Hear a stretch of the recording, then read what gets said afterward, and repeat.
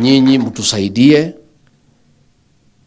to rehabilitate wale ambaye tayari wako na shida.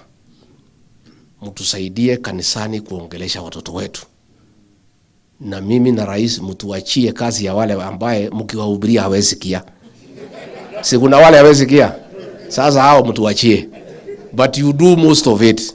Talk to them, talk to parents, talk to our young people that they need to take care of their health, and this drinking illicit brew, smoking bangi is not good for them.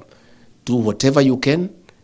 On our part, we have done a lot to make sure that those who are selling bangi are removed from society. Those who are brewing illicit brew are dealt with in accordance with the law.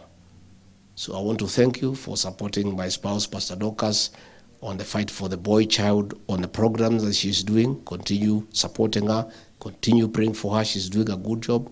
I support her where I can. The president supports her all the time. And I'm sure we'll have a good country where people do the right things and where people don't take advantage of the frustrations of our young people for lack of employment to sell them illicit alcohol and drugs and other substance.